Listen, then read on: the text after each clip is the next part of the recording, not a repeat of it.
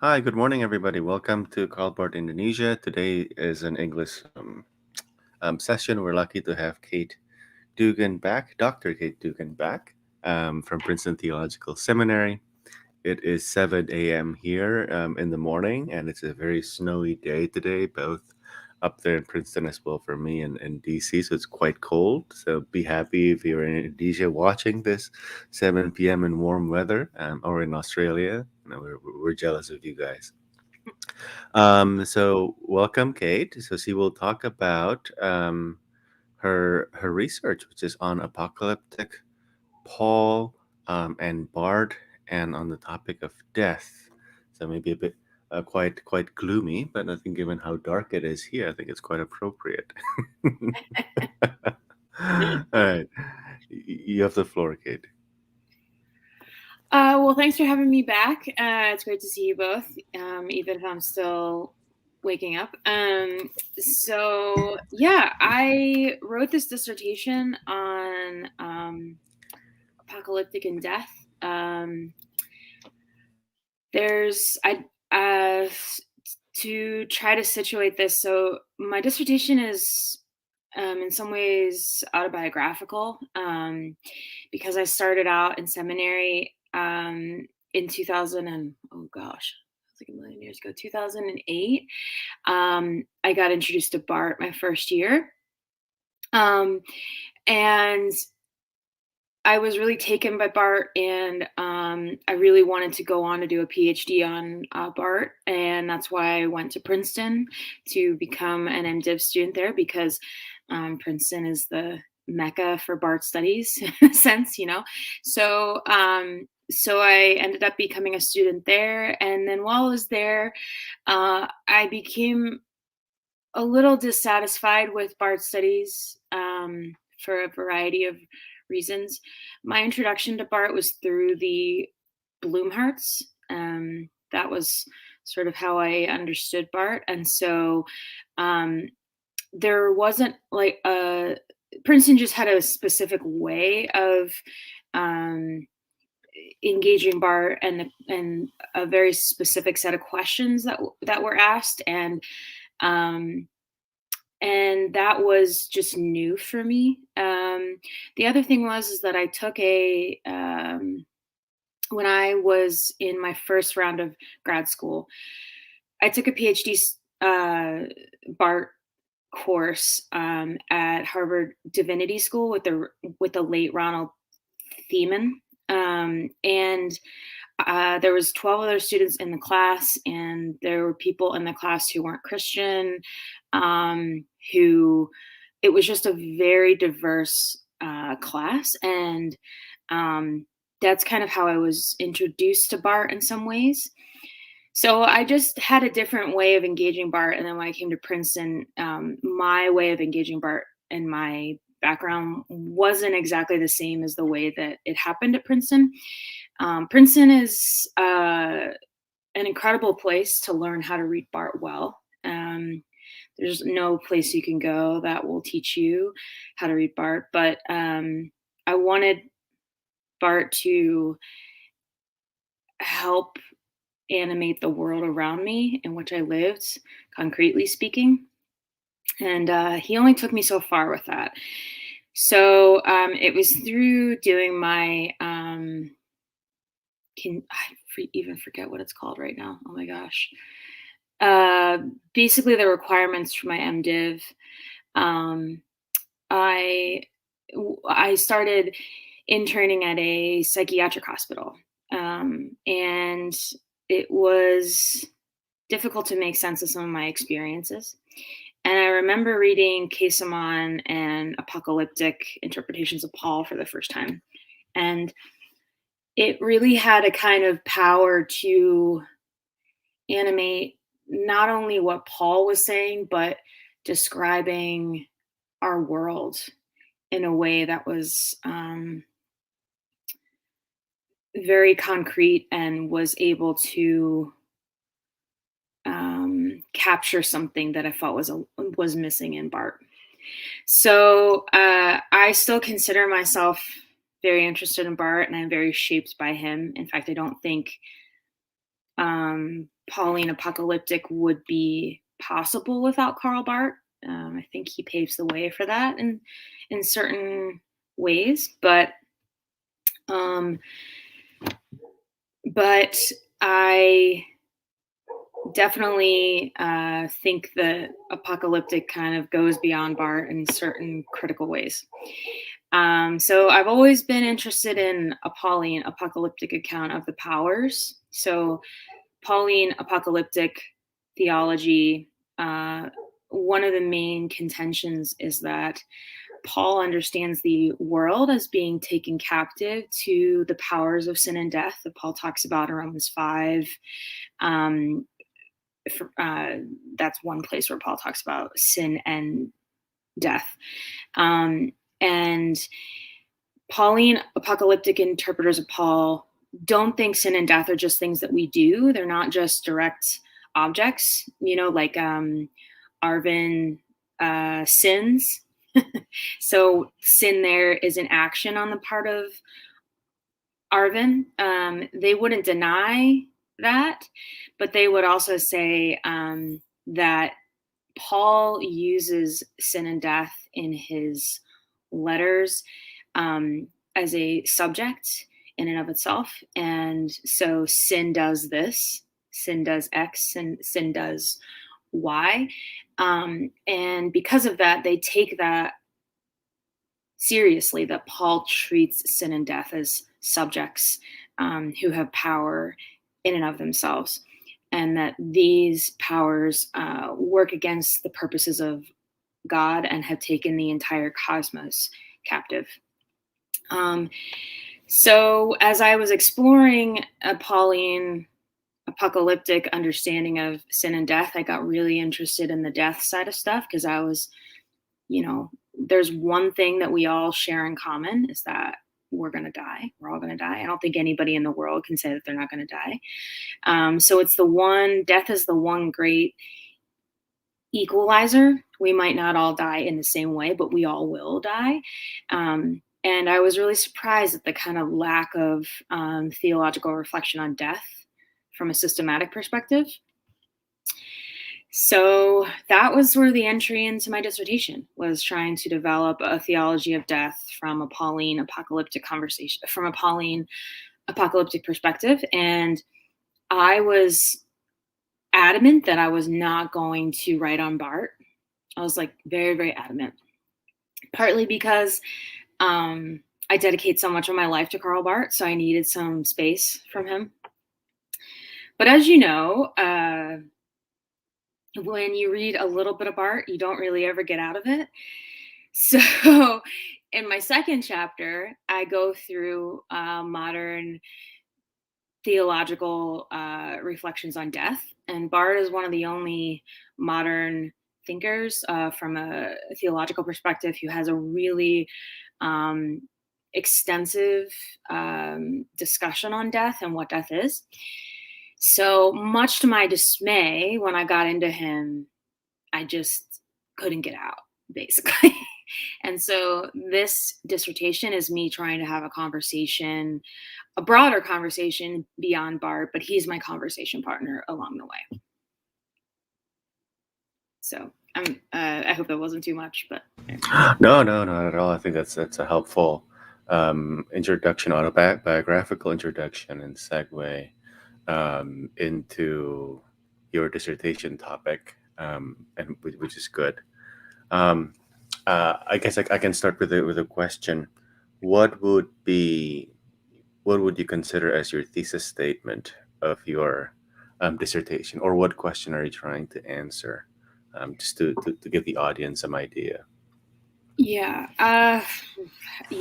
that's tricky. I have a few thesis statements, but I think my primary thesis, my primary argument is that apocalyptic has a particular way in which it sees the human problem, which is captivity to the power of death.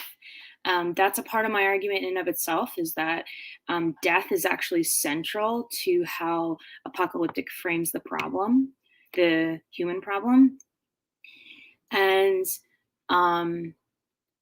because of the fact that death itself is a power, it's not just something that happens to us. It's something that has taken us captive and that rules this present age that we live in. And that what the only thing that can save us from this world as it's defined by death is through God coming into the world and setting the world free from the power of death. And I actually think that death is the primary way through which God distinguishes God's identity from humanity. In a sense, that's a bad way to say it, but I think that in the scriptures, God, when God speaks about who God is, it's specifically as the God of life, the God who brings life, and it is the God who raises humanity from their graves. And so I think that's a critical piece that distinguishes humanity from God, in the sense that we are finite, we can do nothing to raise ourselves. And I think that is the line at which we need God to act within the world, because there's nothing we can do to there is no progress when it comes to death. Yeah, that's interesting. When I read that statement, I thought, wow, this is pushing the limit, so to speak. I think you expanded a bit on that in the last chapter, saying death could be the defining characteristic of humanity, or what differentiates us from God.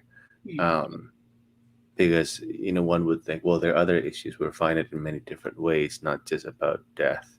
But I guess you're right in terms of finality. That is the ultimate finality of humans, like a finitude of knowledge and everything. Even if one was omniscient, if you're dead, then you are finite. So death kind of puts that finality to it, which Jung talks about a lot, and you talked about that. Yeah. Daniel, did you want to say something? First of all, thank you, Kate, for sharing your dissertation. It's a pleasure to read it, and it also challenges my perception, my understanding, my reading on Bart. I'm not going to challenge back, but but I want to ask you to explain some things here, perhaps to clarify, to help me to understand better. As far as I can see it here, you focus on Romans 5 in Bart's commentary, and also some sections of Judge Dogmatics about humanity in time, and section 50, God and Nothingness. Yeah. Of course, the corpus of Bart itself is so huge, and we have to focus on some points. But I'm just curious about your view, if you manage to see it or to consider it, of Romans 8. Yeah. In Bart's commentary, I found that the cosmic power is so real. Like, I don't know if you remember, or Romans 8, it's like so real. The power of Mammon is so present and real in this world. And then there is a call for struggle, because those who live in the spirit, sorry. COVID. COVID survivor. He's allergic to your cat. Sorry, she's So, and then also that those who live in the spirit will have the unrest, feeling of unrest, hope, and longing for another world, I think that presumes a lot of presupposition that the powers that be, there is some real power that is present in the world that needs resistance. And don't you think? Of course, I also see that sometimes Bart language seems to be triumphalistic, like the struggle is not Sorry. is not there anymore. The enemy, death, is not equal at all to God and Christ. So it's like the struggle is over. But on the other hand, I also sense that this kind of thing is still also present in his text. Like that's in Romans 8. Mhm. And then in Church Dogmatics, what's your opinion on when Bart says about the time of sin in Church Dogmatics 3:1, the time of sin and the time of grace? Mhm. I feel like when he talks about the time of sin, it's like uh, in reality, in the world that we are living today, sin is like an overpowering reality.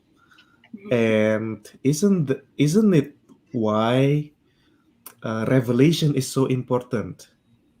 And not many people will see what is revealed through the revelation of God, precisely because sin is still so pervasive, Mhm. and therefore really need the revelation of Jesus Christ. Yeah. What's your opinion on that? Yeah, those are great questions. Thank you. Yeah, I tried to show in chapter 3, I tried to do a very careful reading of Bart's understanding of Romans 5. And because I live in the Bart world, I knew that if I just did Romans 1, or everybody would be like, well, what about Bart in 1950? So I did Romans 1, Romans 2, and the Christ and Adam commentary in 52, I think. So I tried to show that there's continuity in his thinking all the way through. And what I found is, yeah, there are definitely, I tried to do justice to the fact that there are points like, this is kind of a theme of my dissertation, is that out of all the thinkers that I discuss in chapter 2, which includes Karl Rahner and Jungel, Bart is probably the most hospitable to the conversation that I want to have. But he only takes me so far. And I want to know why he can't go as far with me as possible. So in saying that he takes me so far, I'm trying to do justice to the fact that, yes, he does have these points where he speaks about death in a particular way where you would think, wow, that's a really apocalyptic way of presenting things. Or when he talks about sin, it seems to be in excess of human action, such that sin has some sort of power in and of itself. The problem that I always found with Bart is, and this is partially because he's such a dialectical thinker, he would give me something and then he would take it away right after he would give it to me. So it was always frustrating because I was like, oh, okay, yeah, yeah, yeah. Like I'm going with you, I'm going with you, and then he's like, but this is all because of what humans have done. This is all because of guilt. And so he's primarily a forensic thinker, in my opinion. He primarily understands the human problem as one as guilt before God, and not as captivity. And so what I'm trying to work out is how you can fit. I, I still think that we are complicit, even if we are captive. I definitely think that you can't get around some notion of guilt with if you read the New Testament well. But I think that the predominant theme is that we have been taken captive to this power that exceeds our action. And so I understand the forensic to be inside of the cosmological, and Bart sort of understands the cosmological to be inside of the forensic. So he gives primacy to a forensic account of salvation. And I think what's so radical about apocalyptic is that it completely switches the priority of the cosmological, such that complicity is inside of captivity rather than captivity being inside of complicity, if that makes sense at all. And then, yeah, I mean, I definitely think he talks about sin and all those things, but I even in chapter 3, I don't know where it is, but he talks about in the fragments, he has this whole piece where people always say, oh, well, what about the Christian life? What about where he talks about the Lordless powers? And I've gone back and read that since I've gotten, many times since I've gotten interested in the apocalyptic conversation. And I've been really surprised at what it gives me and what it doesn't give me as I'm asking these questions. He says a lot about what the powers are and the power that they have, but I'm trying to find this footnote and I'm not succeeding. Gosh, why did I write so much? Here we go. Yes. In the Christian Life, which he wrote from 1959 to 1961, there's a discussion of the powers and principalities in paragraph 78 too. So most people, when they think, oh, let's talk about Bart and the powers, let's go to this section of the church dogmatics. So he says a lot about what powers there are. He points to fashion, he points to sport, all these sorts of things that kind of rule us and our attention and become something that we are kind of taken captive by. But something that he says really struck me. He says, quote, no matter how bad their effects may be, they cannot be ontologically godless forces. And quote, they do not and cannot have more than a pseudo-objective reality. And so as he's talking about their power, then he makes these big statements where he kind of takes away completely. He kind of takes all of the gas out of the tank, so to speak, to where you're like, wait, okay, but are they powers or are they not? And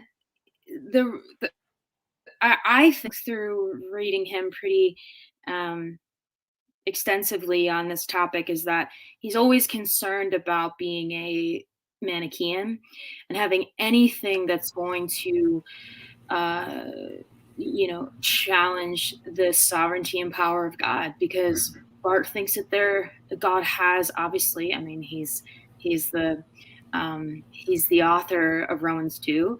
He thinks that there's nothing that can compete with God's power and the priority of and the sovereignty of God over and against creation, no matter how much power these powers seems to have. They don't actually have any power in Bart's final estimation.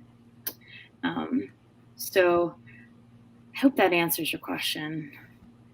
I'm trying to be nuanced about it, because if I say, because he is tricky on this, like he is nuanced, but at the end of the day, he just makes these statements that kind of level off everything else that he might say about sin and death's resume within the world. So. Yeah, I think that has to do with the idea of nothingness, right? Yeah. Mm-hmm. Yeah. The ontological status of nothingness. Okay. I have another question. It's still a bit related to that. I'm just curious about your opinion, because I felt like you emphasize a lot on the need to stress on the existence or the presence of this cosmological power, and that as you recognize that Bart would be concerned if you go to Manichaeanism, or if it's too powerful, like it can be competing with God Himself. Mm-hmm. But do you think uh, in the apocalyptic tradition, there is also there's always also this idea that even though the evil power is so real and overpowering life or history, but God is still on a bigger level, like like uh, he's more than that, and the idea also about the sovereignty of God. And what's your opinion about the need for the idea of competing powers? Like, for example, Thomas Munzer, yeah, one of the apocalyptic thinker in the tradition of Christianity. I remember one of Ernst Bloch's most favorite letters from Thomas Munzer is the one written in 1525. I remember this one because I translated it to Indonesian. Uh, That's awesome. in that letter, Munzer says this is before the revolution. So even if there are only three people among you who trust in God and pursue His glory alone, you should not fear to go to fight against 100,000 enemies. Mm-hmm. So I think it kind of giving an idea. It's also from apocalyptic tradition, and it emphasizes the sovereignty of God. Of course, there is an evil power, very real, but if you believe in God, those powers are nothing compared to God. So it kind of give you confidence in the struggle against the powers, because you know that compared to God, it's actually nothing on a theological level, on faith basis. I feel like, don't you think there's this kind of idea in Bart? Like, uh, I remember he said once, smack their spears for they are hollow. I think this is around the time of Nazis. So it was a call for resistance. So don't you think there's a point in that kind of idea? Thank you. All right.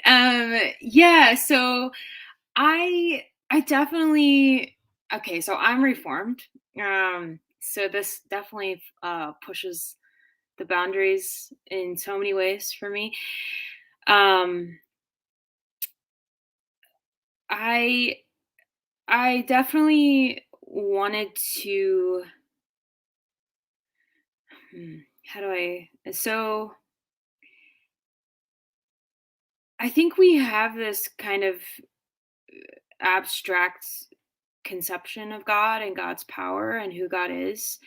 Um, and I think that what I tried to show is that, um, and I read this, I'm very influenced by Kaisimon in this respect, is that Jesus always remains the crucified one, um, even after Jesus resurrects from the dead and conquers death.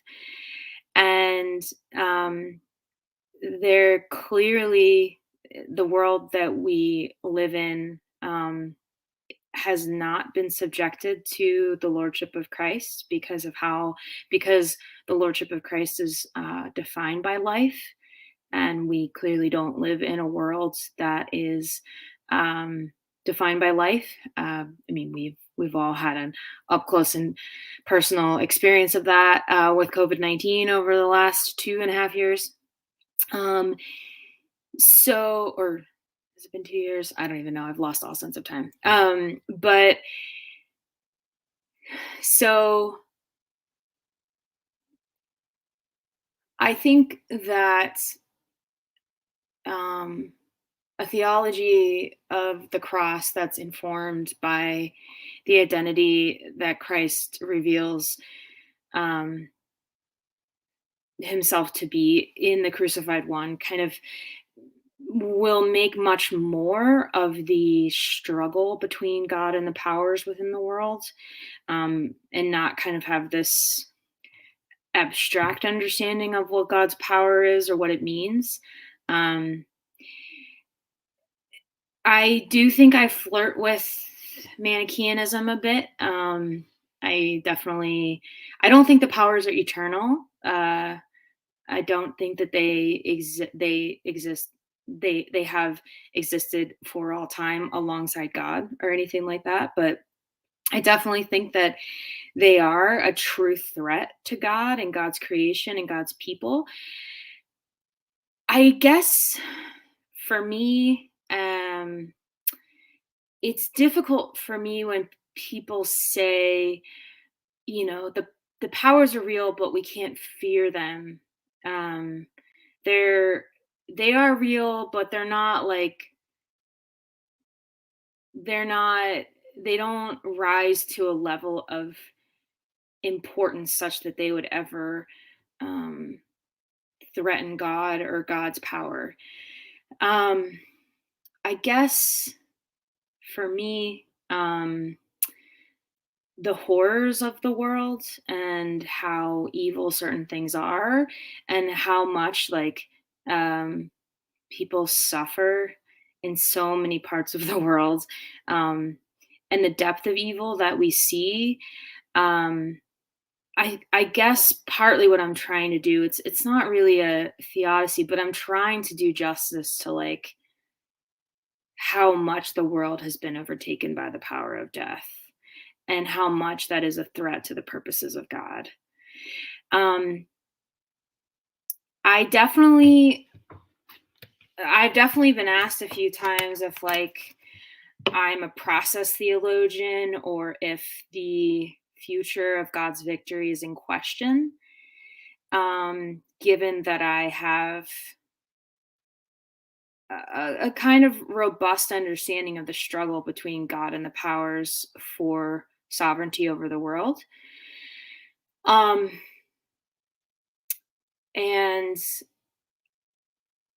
I don't think it's difficult for me because I want to make something meaningful I want to say something true and meaningful about the ongoing struggle.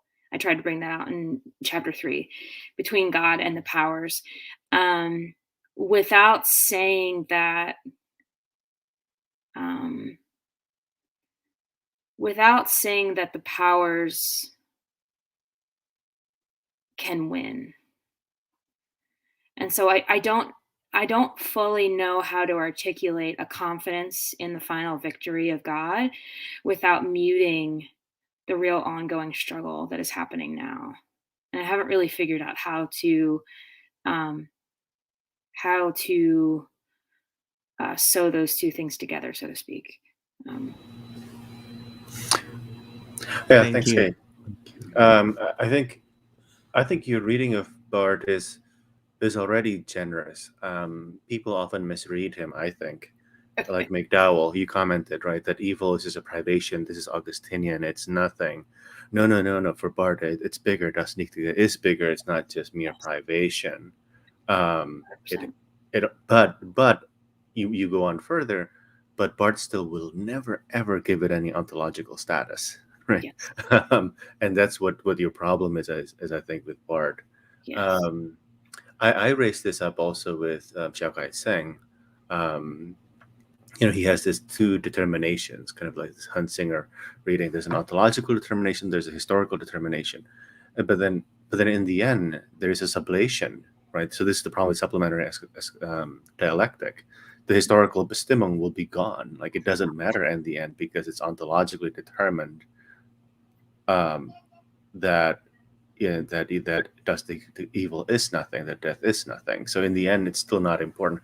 Historical determination doesn't do anything, and all the powers of evils in this world, or the power of death, is nothing in the end.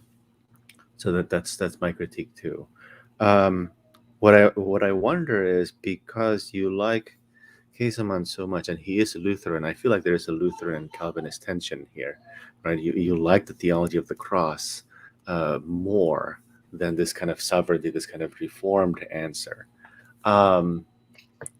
Then my question is, why did you not go with Moltmann instead as a partner, instead of with Bart? Because Moltmann, I think, does resolve this issue both in terms of apocalyptic. Okay, so let me step back. So the way I see the problem with an apocalyptic tradition and forensic tradition is, one, there's a timeline issue.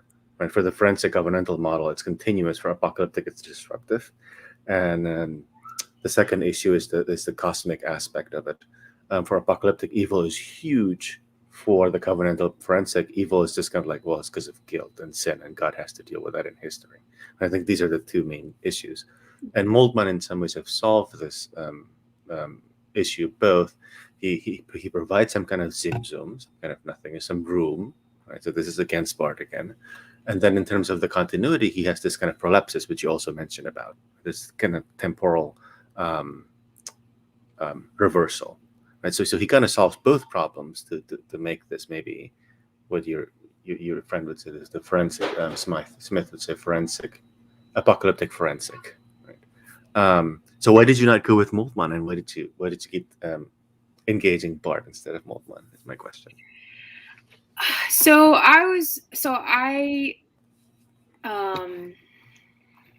part of it was an autobiographical thing. I've always been so influenced by Bart, and I wanted to understand why he couldn't take me to where I wanted him to go.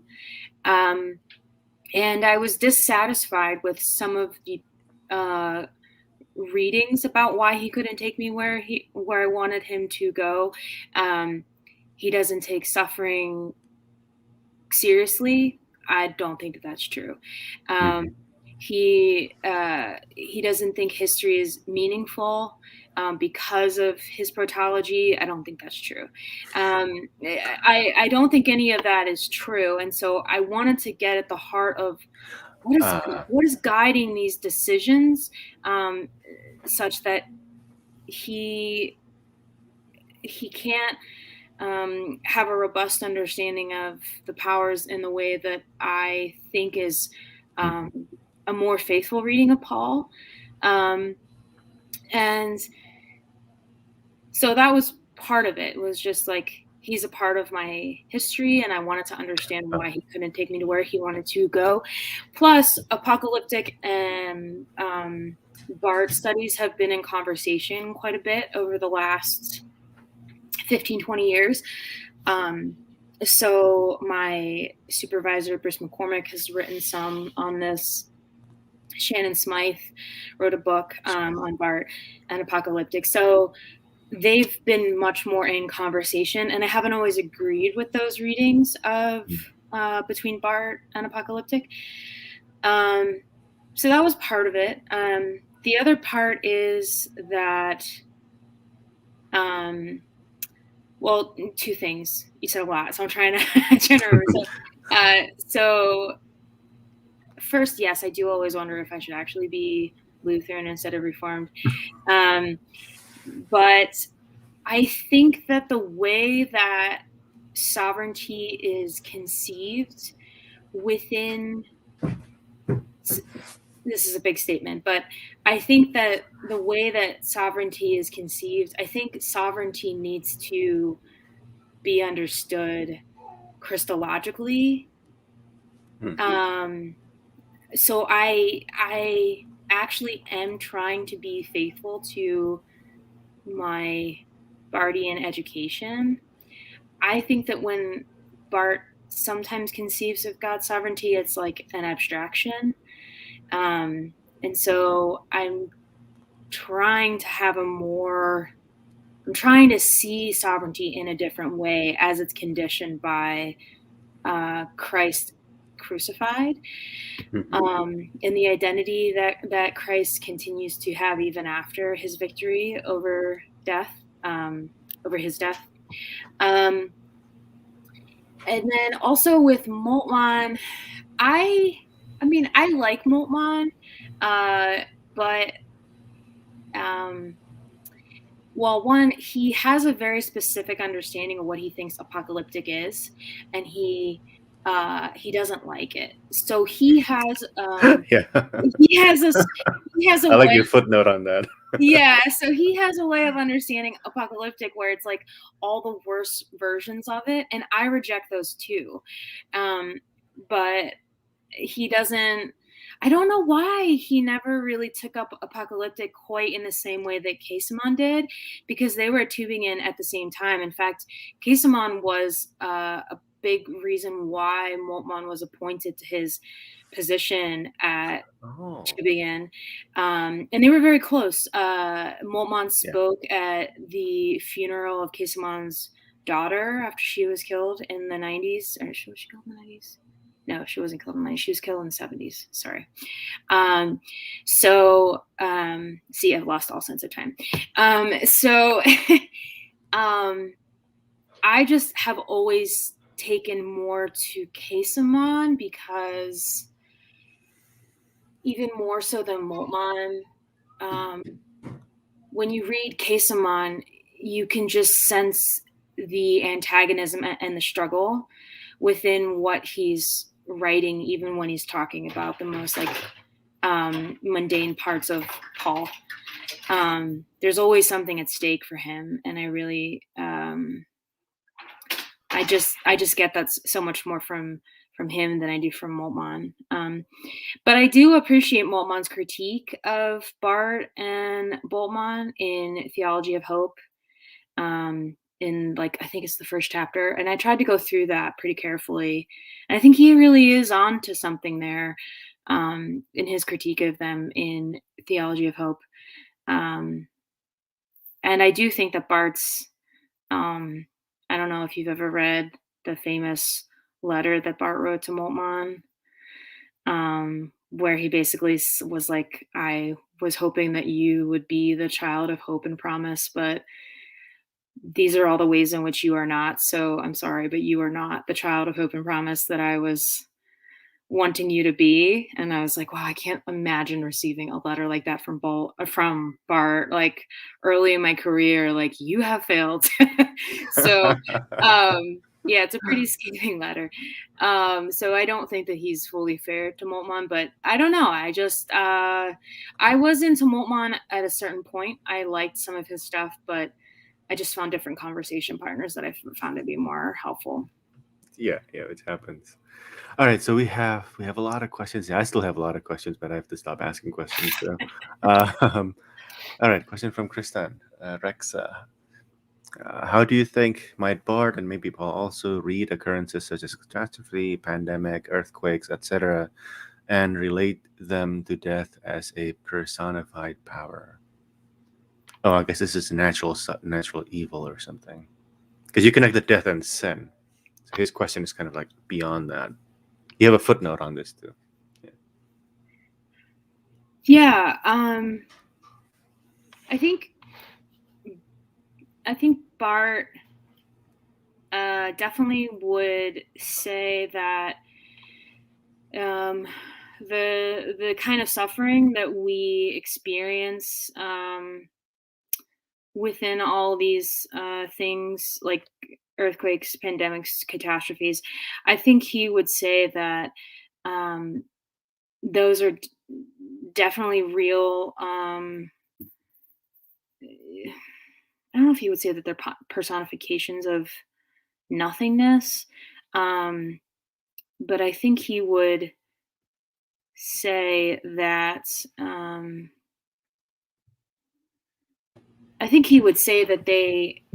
they are that they are ultimately, well, Shadow creation, perhaps. I don't want to say, I mean, he would never say like, oh, someone experiences an earthquake because of sin.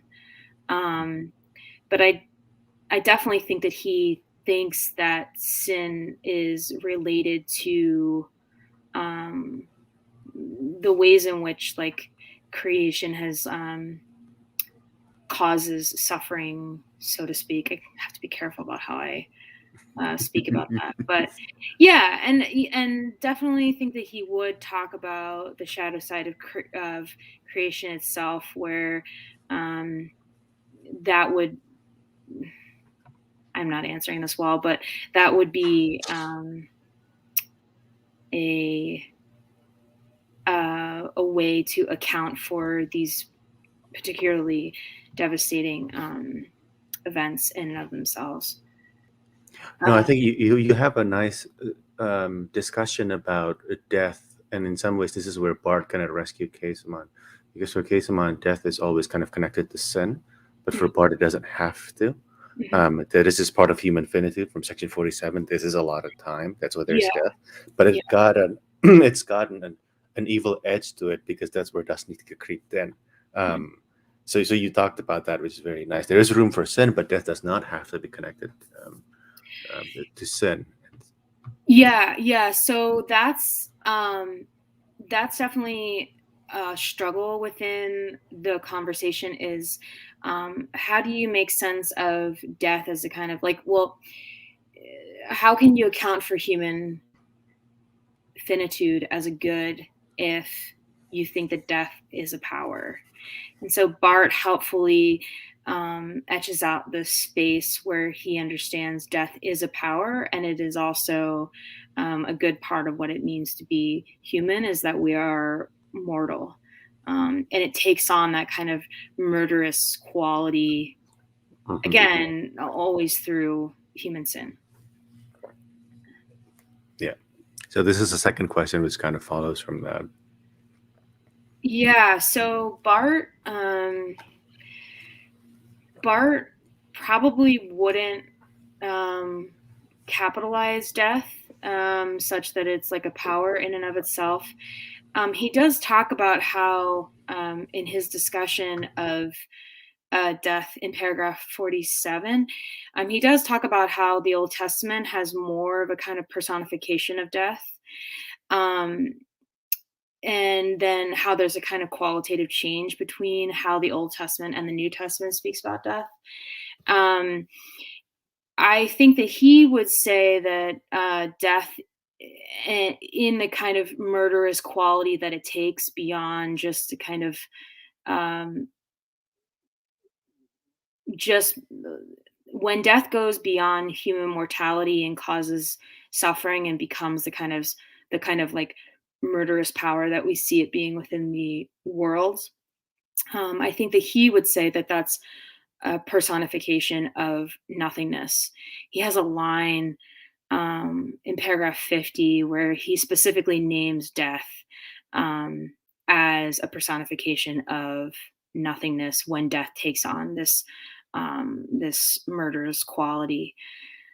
And then sin, I mean, I didn't really, because of the confines of space, I did not have an extensive discussion of his understanding of sin within volume 4. It could have gone extensively in that direction, but I already had too much Bart, and I had to pick, certain places. But I think he ultimately sees sin as a kind of rejection of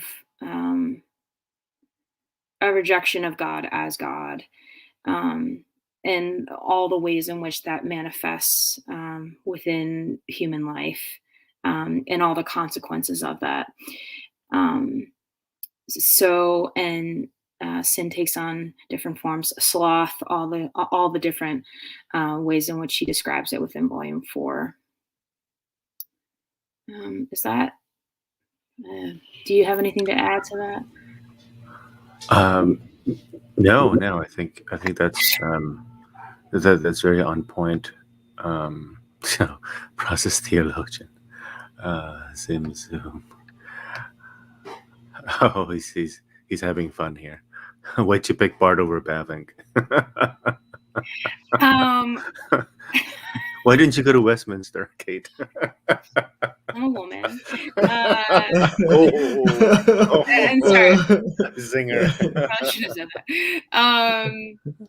Oh, I thought you meant Westminster Theological Seminary. I did. Oh, okay. Well, I don't even think, are women allowed to get MDivs now at Westminster? Because when I was a student at Gordon Conwell, I remember, I'm pretty sure women weren't allowed to get MDivs. Anyway, that's why I said that. I just, I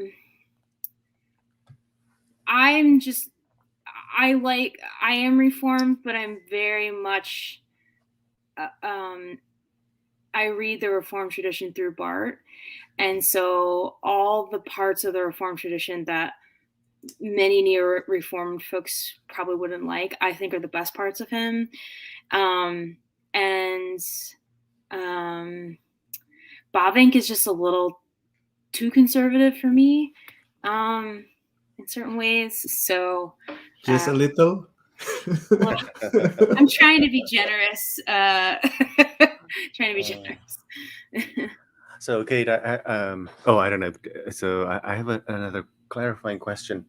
If I remember correctly, Bruce basically frames Bart as forensic apocalyptic. The forensic is within the apocalyptic, right? So his issue with, well, not his issue. So I guess he's saying that Bart cannot be through and through apocalyptic is because of this protology. Am I reading that correctly? That's kind of his explanation, and your explanation, like, no, he's not forensic apocalyptic, he's apocalyptic forensic. And the reason why he can't be apocalyptic through and through is because of this theological commitment to the idea of sin as guilt, and that limits the power of death. Is that the difference between you and Bruce and Smythe? Yeah, so I guess in some ways, I guess it depends on how you define apocalyptic. Mm-hmm. So I think that in some ways, forensic apocalypticism is just Reformed theology. In the way that some narrate what that is. And I think that apocalyptic definitely has a lot of continuities with Reformed theology in terms of the sovereignty of God, the priority of divine action, the radicality of sin, all these things, right? But I don't think that that's necessarily what apocalyptic uniquely brings to bear in the conversation. I think that what apocalyptic uniquely brings to bear in my reading is that there's a struggle between God and the powers, because these powers exist in access to human sin, and then that also radically redefines what the human problem is, and what salvation is, and what God is saving us from.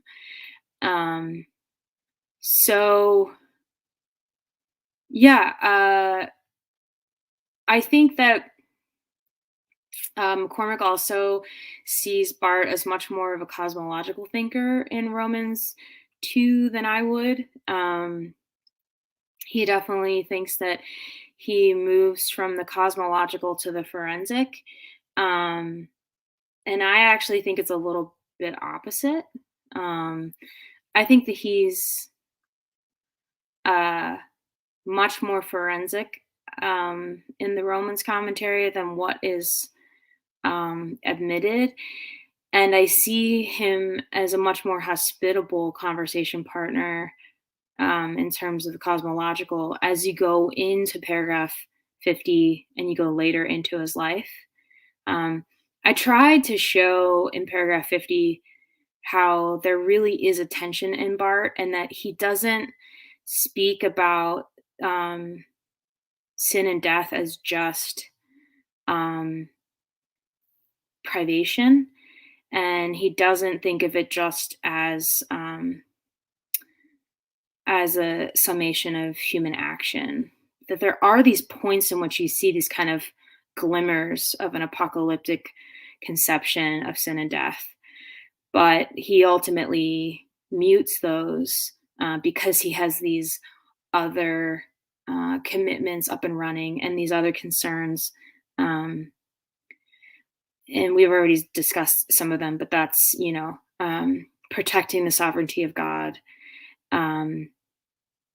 That's just something that he's always concerned about, and guides some of the decisions that he makes to mute some of these sentences about the kind of positive quality of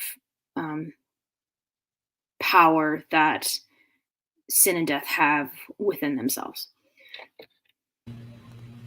Yeah, thank you. Interesting. I think so. You and Bruce McCormick might have different emphasis on what apocalyptic means. For him, if it means this kind of inbreaking or invasion from heaven, then yes, Romans is apocalyptic in that sense. But insofar as whether it had sin, whether there's a cosmic evil, that is much less in Romans than in Dogmatics 3 in Section 50. Especially if you go to 51, where the devil becomes very prominent. In Bart, it almost like you can have a ransom theory here with Bart. I was also curious, like you could have gone that way, then you have a three actor system in Bart instead of just two. Maybe that is one way to redeem Bart. Yeah, it's funny because there definitely is an understanding that apocalyptic is all about the inbreaking of God. But to me, that sort of begs the question of, well, why does God have to act in this particular way? Oh, interesting. Like, what are the conditions and the problem of the world and the reality of the world such that apocalyptic has this kind of conception of the radical inbreaking of God, and all those sorts of things? And the reason is because this is hostile territory because it's been overtaken by something else. So I think it's important to, I think that there are a lot of formal continuities between the two, but I think that materially speaking, the captivity to the powers is very materially decisive for how apocalyptic understands itself. Cool. That's a very cool explanation. I think that's a real challenge to how people understand apocalyptic, or at least a defense as to why the cosmic aspect of the apocalyptic tradition is key in making everything revolve on what we call apocalyptic. Yeah, and I get a little nervous disagreeing with my boss. It's Bruce McCormick, and plus he's like 7 feet tall. Yeah, he's yes. But I think ultimately McCormick has serious concerns to preserve a kind of forensic account of salvation. And I think he worries about going in this cosmological direction and all the implications for that. I don't have quite the same worries that he does. But yeah, we just have different commitments and different things that are driving the questions that we have when we engage Bart and the apocalyptic conversation. But these would be questions that I have is, okay, formally speaking, yes, you are right. There are continuities here, but what is like materially driving these convictions that apocalyptic has. And if you don't have those, if you don't have a conception of the powers that have overtaken humanity, well, then those other apocalyptic pieces don't necessarily make sense. So yeah. Karen, did you want to say something? I keep talking. So. Yeah, probably my next question would be not so much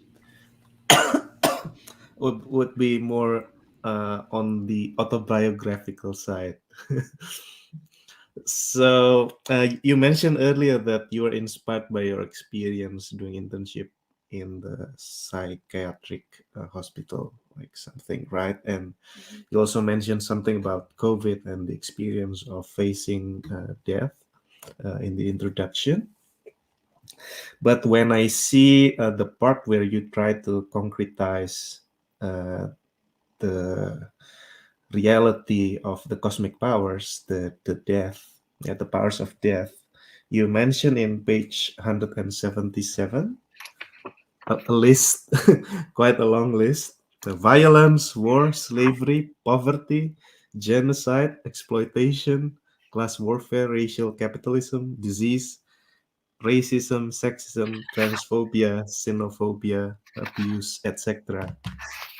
So I don't really see the connection between the psychiatric hospital and all these kind of things. I expect something more like experience of Black Lives Matter, Me Too, or Bernie Sanders campaign.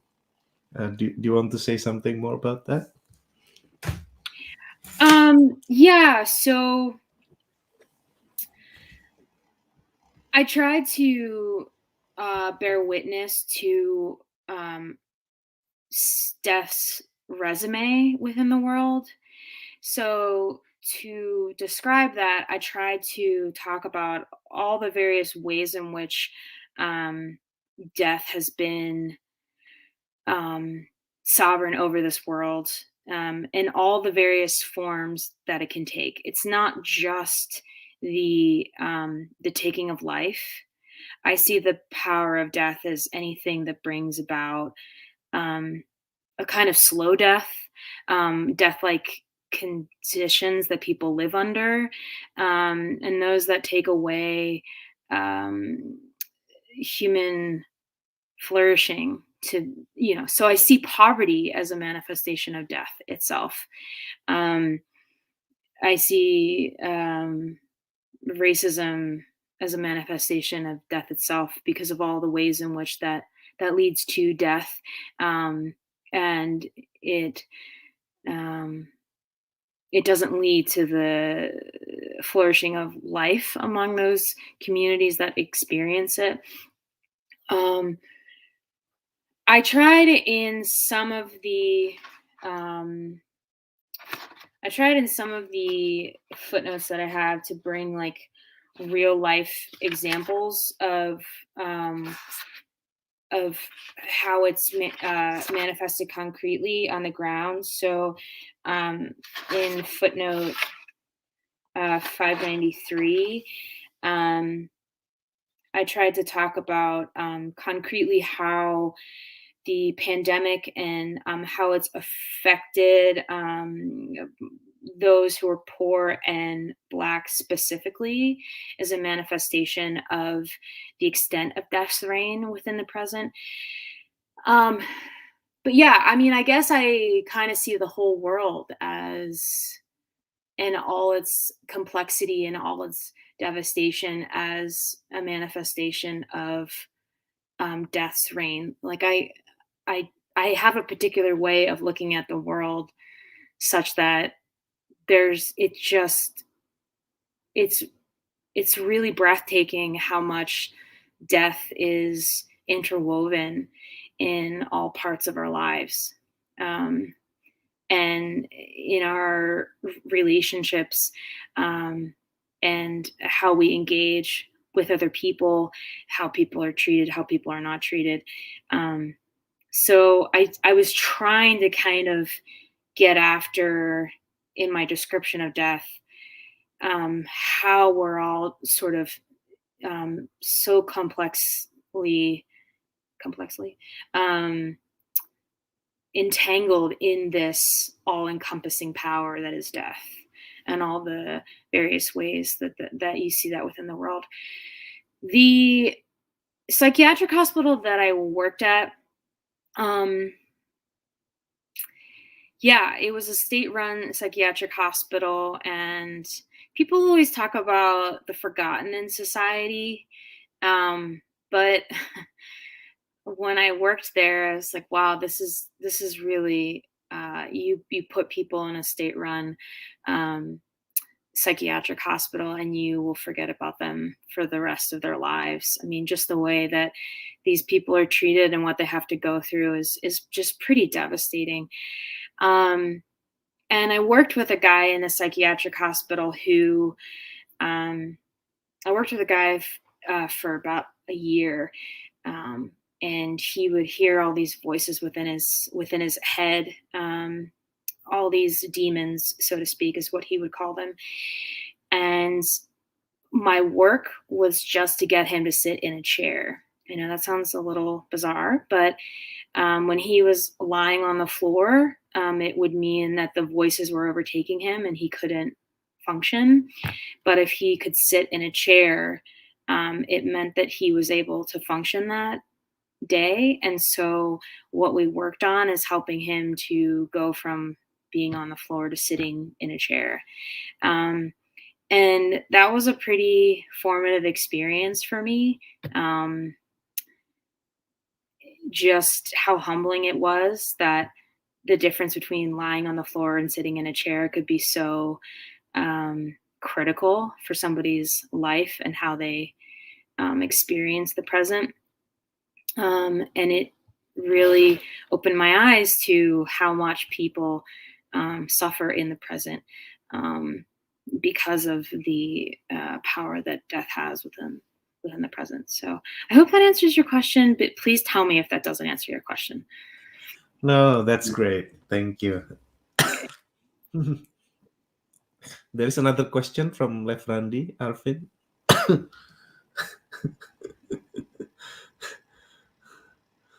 Maybe he means, if Adam did not fall, will there be such a death? Yeah, that's definitely something that I struggled with conceptually in my dissertation. Partly because Paul makes such a kind of a causal relationship between sin and death. I mean, it's very clear within Romans 5. And so then it led me into all these uncomfortable. It led me to add all these. It led me to ask all these questions that are way above my pay grade in terms of evolution and all these sorts of questions about, the necessity of death, if death would exist if we didn't sin, all these sorts of things that are very complicated and tricky questions. But the thing I really loved about reading Bart in paragraph 47 is he opened up this conceptual space for how I can think about finitude as a good, and how that actually really fits well with what I'm trying to do, because to me, God's power is defined by God being the God of life, and what it means to be human is to be finite. So I don't think death in and of itself is a bad thing, like lowercase d death. I don't think is a bad thing or necessarily has to be. I think that even if we didn't sin, there would still be what Bart calls allotted time, a certain amount of time that each human person has. Yeah, no, I think you're on point. I think Bart reverses the question in 47. He's basically saying death is the default. You know, when people ask, "Will there be death if there is no fall?" That means immortality is the default. Bart is saying, no, we wouldn't even know that there is immortality if not for Jesus Christ, right? So he reverses the question. So the default is dead, but because of Christ, then we know there is resurrection. Then we have all of these other questions. But this is the default, guys. So he sets that in the very beginning, independent of discussion of sin and whatnot. So yeah, I get a little uncomfortable in Ronner's discussion of death, Karl Ronner's discussion of death, and this comes up in Bart too. They think that death provides meaning for human life. So if we didn't die, all of our actions would be inconsequential because we would have an infinite amount of time. And so temporality and a lot of time gives a kind of meaning to human life, such that, it just it gives birth to a lot of necessary qualities within human life that we would think would be critical for making life meaningful in and of itself. I don't necessarily agree with that, even though I think finitude is a good and it's part of what it means to be human. I'm not so sure that it brings meaning in and of itself. You don't want to make a soul-making theodicy out of death. That's what you're kind of saying. Yeah. So I get a little bit uncomfortable with that line of reasoning, and that does come up a few times in his discussion. It's like it's grace. It's God's grace to be in a lot of time. He does say Yeah, stuff like that. and that makes me a little uncomfortable. So yeah. All right, Daniel. Okay, thanks a lot, Kate. We really enjoyed the discussion. It's already 1 hour, more than 1 hour, 1 hour 12 minutes. So I would love to ask you a question though, if that's okay. Oh yeah, sure. So what was the one thing in the dissertation that was concerning to you, or that you had a lingering question about, or maybe that you didn't agree with something? I just would be really curious from your different perspectives, because I know that you are also an expert reader of Bart, Daniel, and I know that you have a kind of history with some of these questions, Arvin. So I just would be curious to get some of your reactions to it. Selfishly, I'm just curious what some of your thoughts are. You can go ahead first, Daniel. Okay.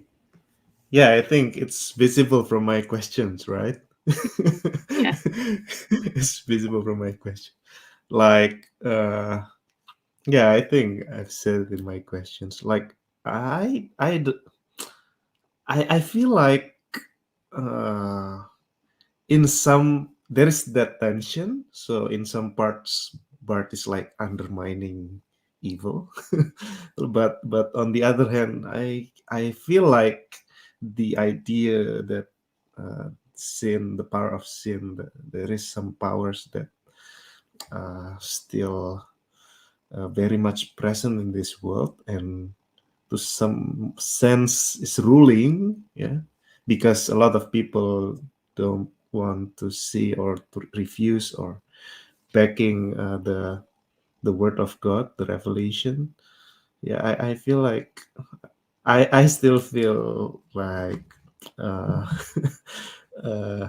wouldn't go that far as far as you do. But as I said, it's a challenge for my understanding and reading of Bart as well. And for me, because I'm always interested in the political struggle also. So, yeah. I also don't want to neglect the reality of evil that is very much present in this world. Yeah. So thank you for bringing up those kind of questions. It's a challenge. Arvin? You want to respond, Kait? Or? Yeah, thanks for that. I definitely hope that my dissertation is fair to Bart. That's something that's really important to me.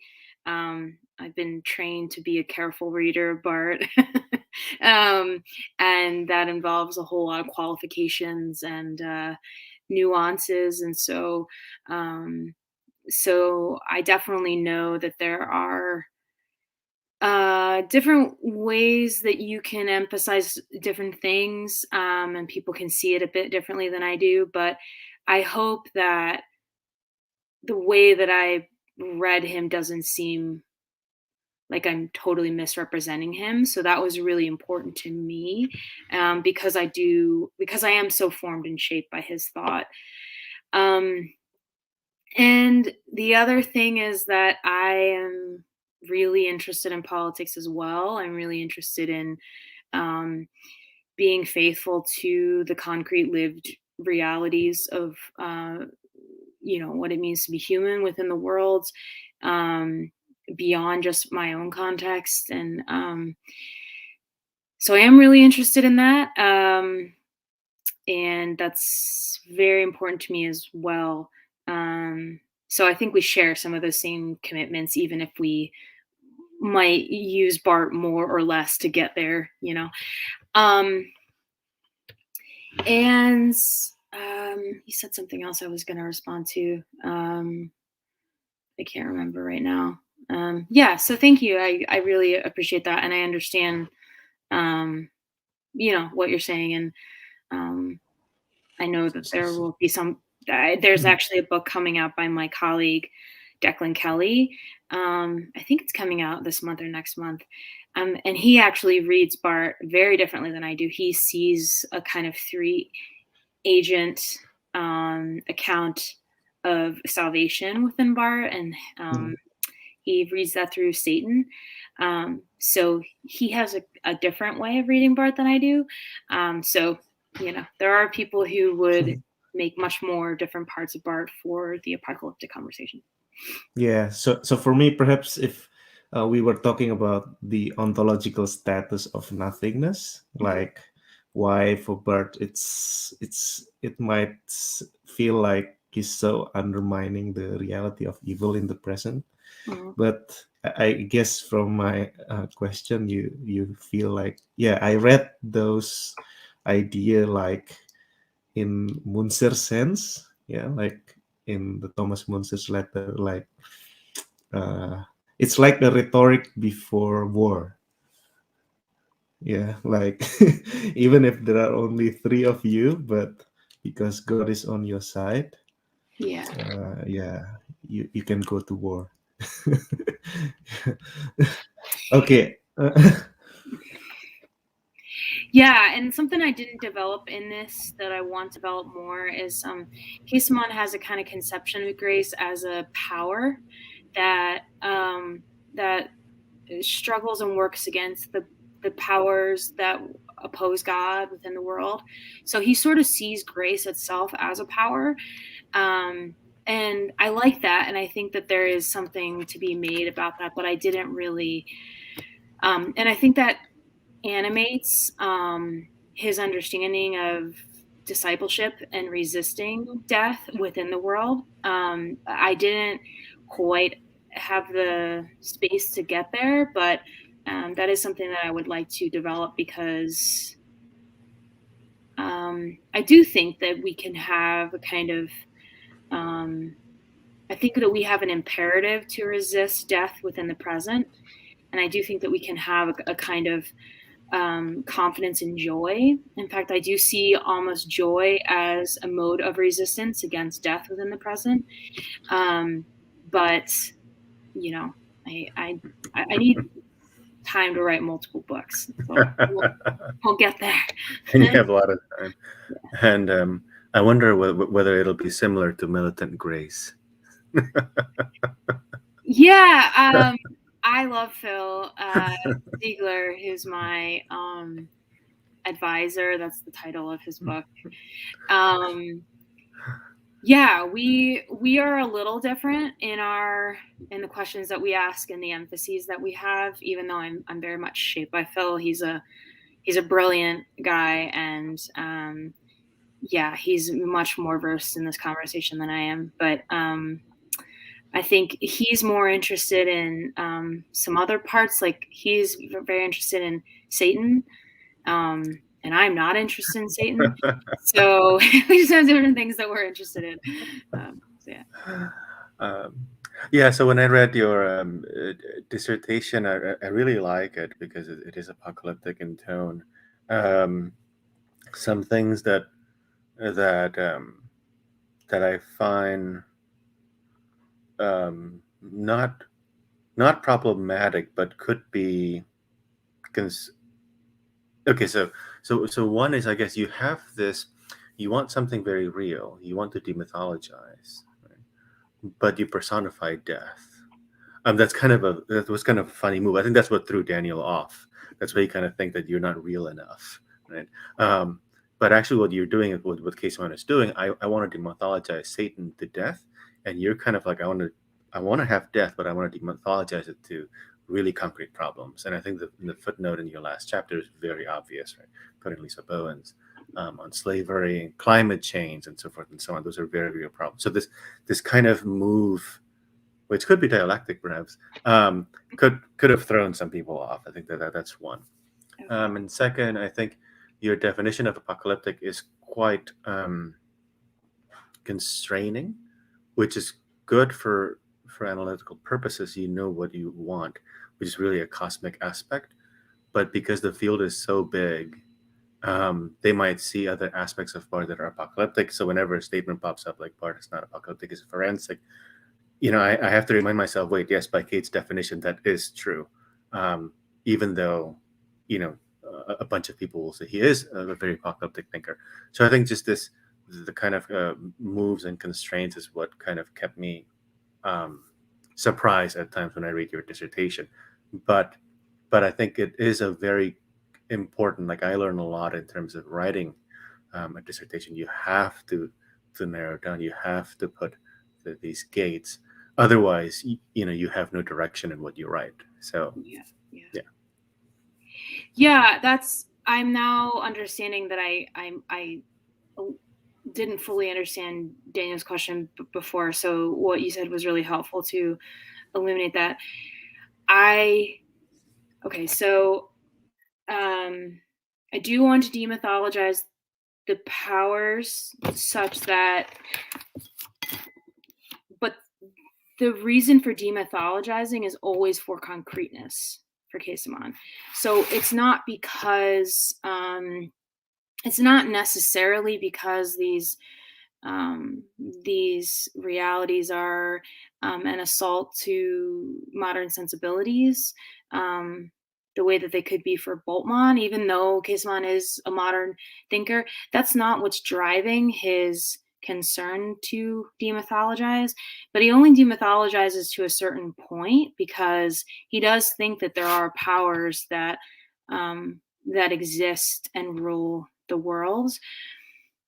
But the way that concreteness is manifested is the reason that I describe all those things is because the battle for the world never takes place abstractly above our heads. It always takes place among human physical bodies themselves. And so the reason that I narrated those various things that you read, Daniel, was to show the concrete ways in which the powers manifest themselves in the present, because I get a little concerned sometimes about the way that the apocalyptic conversation can happen, because sometimes in Pauline apocalyptic, when we're talking about sin and death, it can seem very abstract.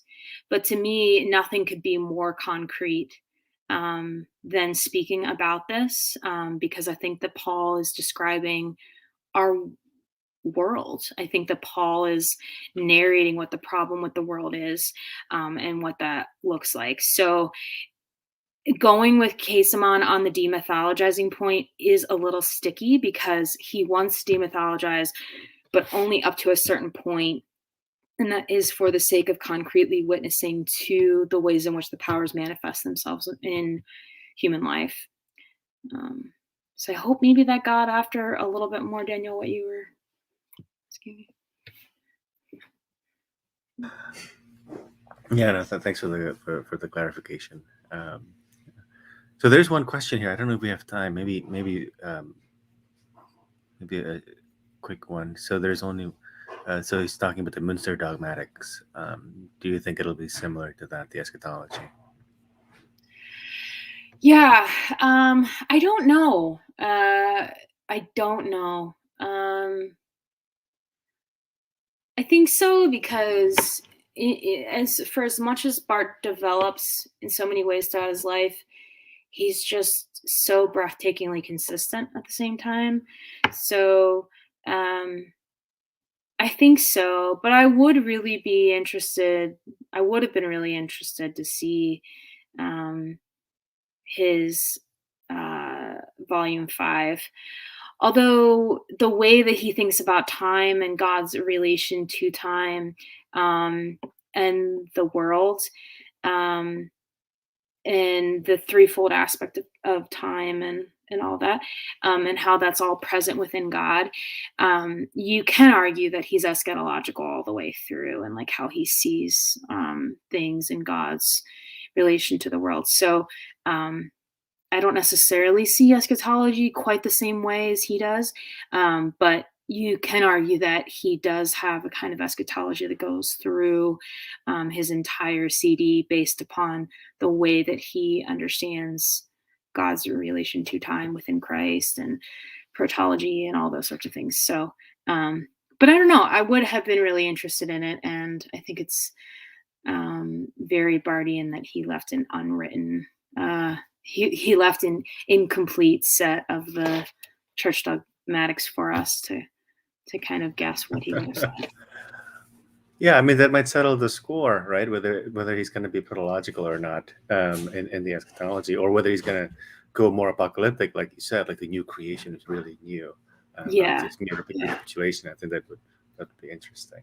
Yeah, whether it's more of a restoration, which is less apocalyptic, or if it's actually new life and new creation.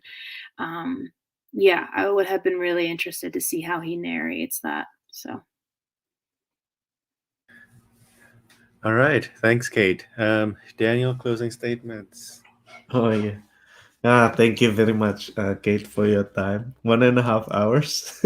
Yeah, it was great to talk. Thank you for having me on to talk about my work. I mean, not every day you get to talk about your research to folks who have actually read it. So thank you. Thank you for sharing it with us, and thank you for the opportunity to discuss with you about it. I hope our audience also can learn a lot, and probably they are waiting for your next work. I will speak in Indonesian to introduce our topic next week. Teman-teman, minggu depan kita akan lanjut KBI ke-20 episodenya. Tamu kita nanti perempuan lagi ya. So our guest next week will be female as well. Dan tema kita minggu depan adalah tentang Adorno ya. Theodor Adorno, filsuf Jerman dari masa Frankfurt. Tentang karyanya tentang dialektika pencerahan atau dialectic of enlightenment. Nah, hubungannya sama Bart apa? Ya, jadi Bart itu termasuk salah satu kritikus enlightenment ya, mengapresiasi tapi sekaligus juga mengkritik, dan pendekatannya juga bisa dibilang terhadap pencerahan itu bersifat dialektis. Nah, misalnya Eberhard Busch itu pernah menyebut bahwa Church Dogmatics 3, seluruh Church Dogmatics 3 itu adalah refleksi balik Barth tentang pencerahan dan betapa problematisnya proyek sejarah tersebut. Nah, jadi minggu depan kita akan melihat secara spesifik tentang Adorno, tapi tentu saja karena ini KBI, kita keep in mind bahwa kita juga berharap bahwa diskusi ini akan menolong pemahaman kita lebih lagi tentang Barth, khususnya kritiknya terhadap tradisi pencerahan. Oke, sampai jumpa minggu depan. Thank you very much, Kait, for your time. Having me. It was great to talk to you both. Seriously, it was great. Yeah. Oke, sampai jumpa minggu depan pemirsa semuanya. Alright, thanks Kate. Thanks Daniel, bye everybody. Oh,